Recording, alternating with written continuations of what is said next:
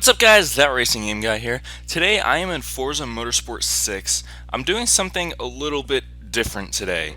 I saw the new Star Wars the other day, and before I go any further, I'm just going to say that in this video there will be some huge spoilers. I will be talking about the movie today, kind of giving my impressions on it, as well as kind of building a Darth Vader Viper. If any of you guys saw the new, I think it's the newest, Dodge commercial, they had, it was a 2014 Viper, or 2015 Viper, leading a pack of 2015 Challenger Stormtroopers. It was a really, really cool commercial. One of my new favorite car commercials.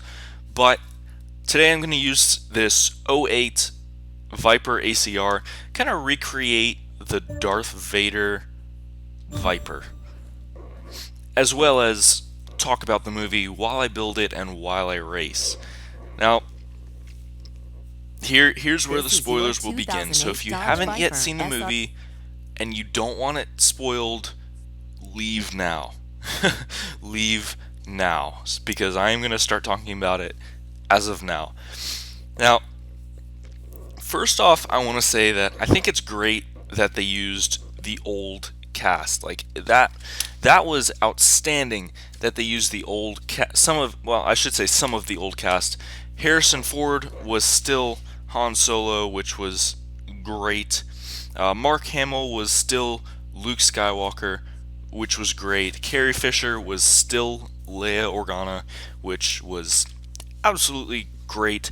You know, it's, if they had changed, even if they made them look alike, if they had changed the actor, it just wouldn't have been the same. Now, obviously, you know, Harrison Ford is a lot older.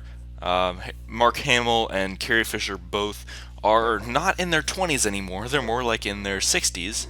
So, obviously, they're a lot older. So, this movie, the time frame for The Force Awakens is probably, I would estimate, about 30 to 40, well, maybe about, 30 to 40 years after Return of the Jedi, which is episode 6.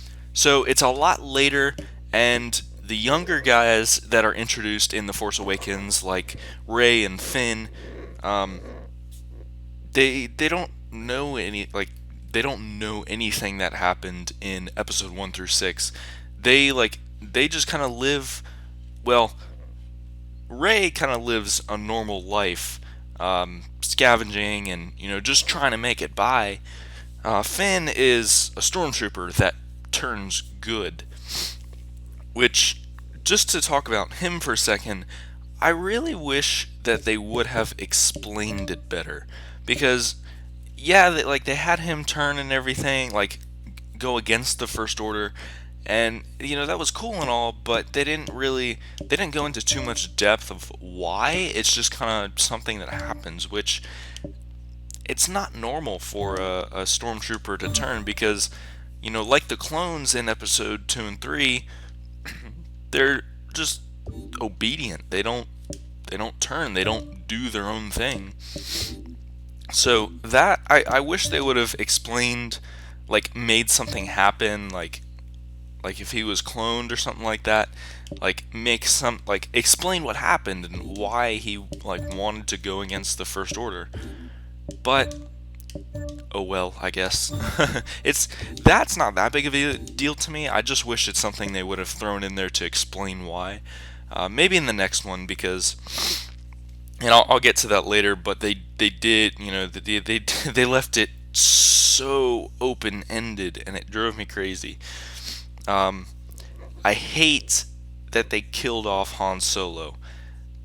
I hate it. I absolutely hate it.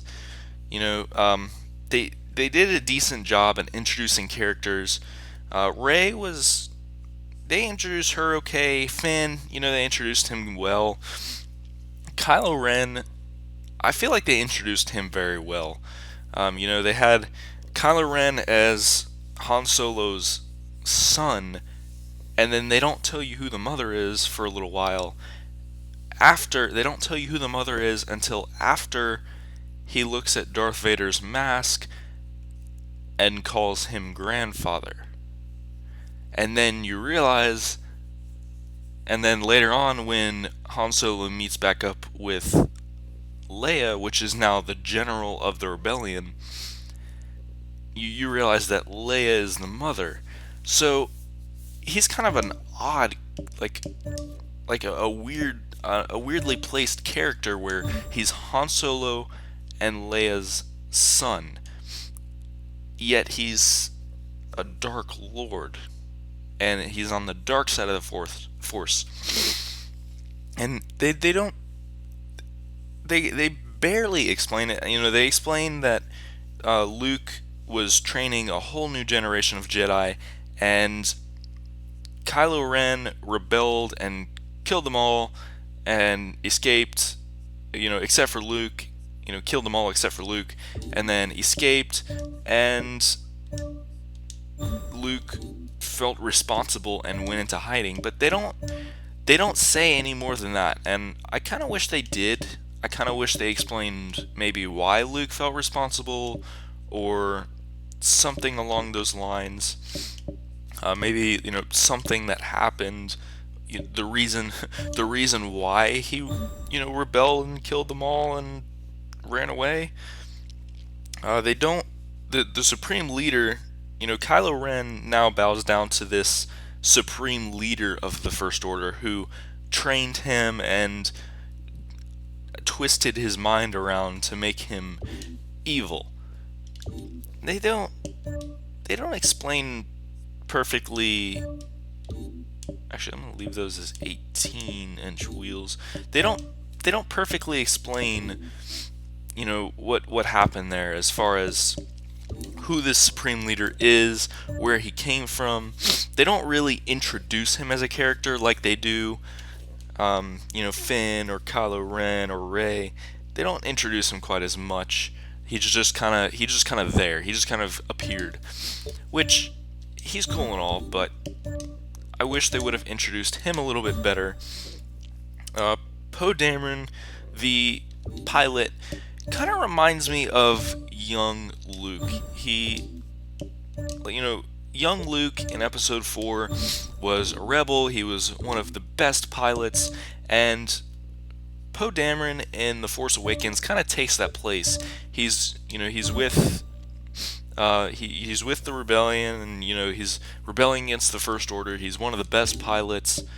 He's like Top Gun. So he's a cool character. They introduce him well. He's a cool guy and all. He's fun. He's not in the movie for a whole lot because they made it look like he died and then he came back to save them, which was really cool. Rey is a very, very interesting character, and I feel like Rey is going to end up being Luke's daughter. I have that feeling that she is somehow Luke's daughter, because she has the Force. She uses the Force. She is like a new Jedi. That they don't really say that too much, but they show her using the Force.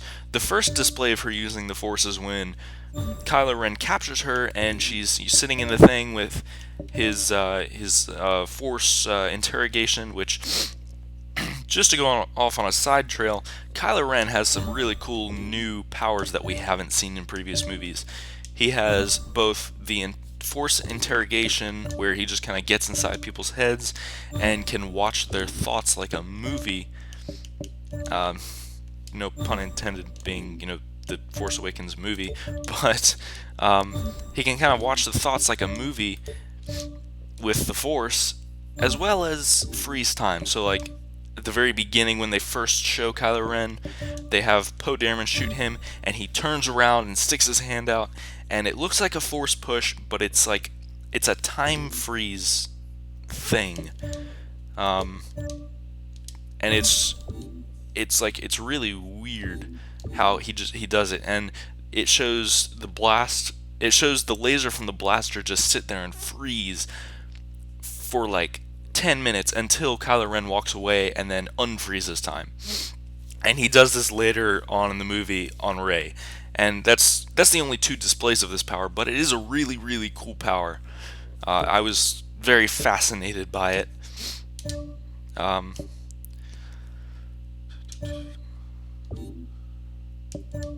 Alright, gonna start a race here. I was very fascinated by it. Let's see. What else do I want to talk about? Chewbacca was in the movie. That was great. It was very, very good that he was in the movie. The ending. They didn't show Luke Skywalker until the very, very ending, and that drove me absolutely crazy. Because the whole movie was basically about this map, and like it's about this map, and it's centralized on this map. So they have Luke at for literally the last 2 minutes of the movie, and it bugged me so much because he doesn't even say anything. They have Rey go and find him and bring him Anakin's lightsaber. Yes, Anakin's lightsaber's in the movie. When they go to meet the I don't know what to call it, Han's friend. It's like she walks up to him, holds out the lightsaber. Luke just looks at her, doesn't even say anything for he just looks at her for a minute, doesn't even say anything, and I don't know, and then it just ends. You think Luke is about to say something, he's about to take the lightsaber and be like, wow, this is my old lightsaber, this is my father's, Anakin's lightsaber, who became Darth Vader, and all this stuff, and it just ends. It just abruptly ends, and it's a very long movie. I think it's about 2.5 hours. So the usual for Star Wars, because Star Wars, the movies have always been very long, but it ends so abruptly, and it's so open-ended. How would I describe how it left me feeling? It left me feeling very aggravated with the ending, because it is probably one of the biggest cliffhangers in movie history. But the wait has begun for episode 8, because now that Disney has bought LucasArts, they're gonna use it as a money maker. And I feel like The Force Awakens, I haven't looked up any statistics on how much money it's made. It made Thursday night when it first opened, but I feel like between Thursday and Friday, I feel like The Force Awakens is going to be one of the highest revenue producing movies of all time, just because the hype about the movie was unreal, and the hype for the past 2 weeks before Thursday when the movie debuted was just, the hype was absolutely unreal. I've never ever seen a movie with as much hype. Granted, I was very young when the last time a Transformers Okay, let me explain why I said that. I saw a poster for Transformers, something about the rise of Unicron. So now that I've seen Star Wars, my mind is set on seeing the new Transformers. Anyway, since a Star Wars movie came out, it's been a long time. It's been at least 8 years. It's probably been about 10 years. Jeez, I'm all over in the grass here. Anyway, it's been probably upwards 10 years since Episode 3 came out, because Episode 3 was the last one to come out, because they kind of went 4, 5, and 6, and then they came out with 1, 2, and 3. And I know it was a while between 2 and 3, but between 3 and now episode 7, it's been a long time. So I don't remember if episode 3 was this hyped. I'm sure it was. Granted, social media wasn't quite as big of a thing whenever episode 3 came out. Now that social media is like our lives revolve around it, the hype has just been unreal.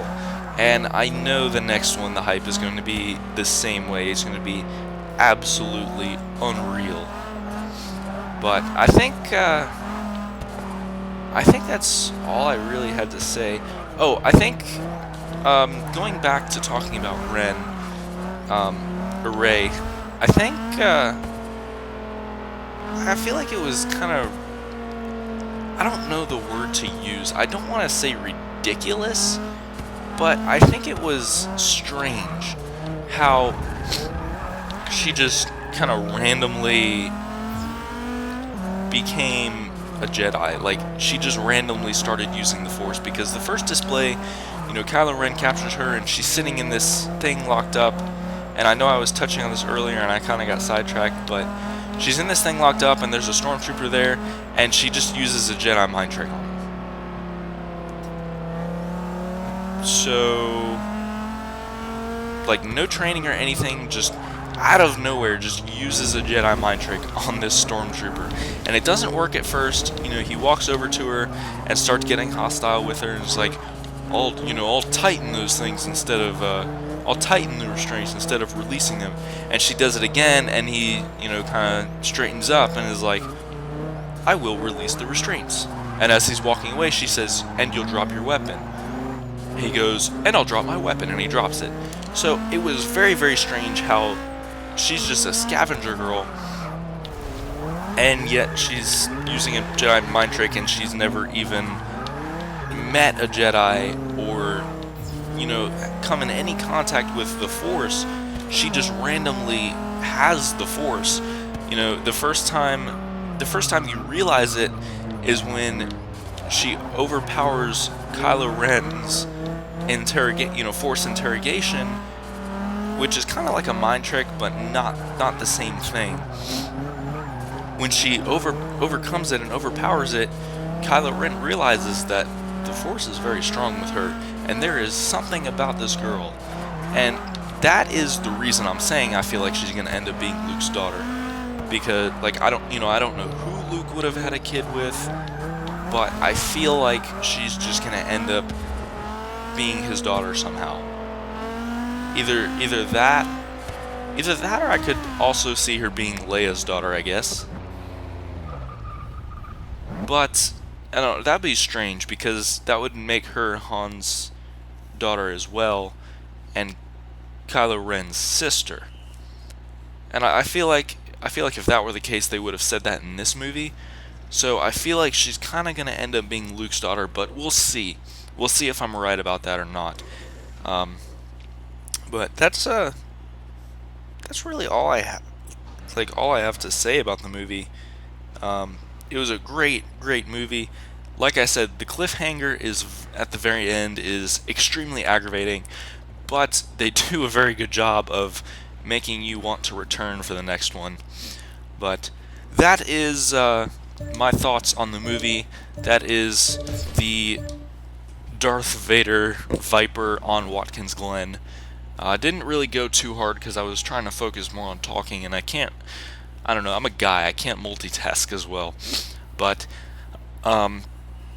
sorry for any of you guys, you know, if I ruined anything, you know, any spoilers for you guys, but I did warn you at the beginning, so, yeah. But I hope you guys enjoyed the video. If you did, leave me a thumbs up, comment down below on what you think.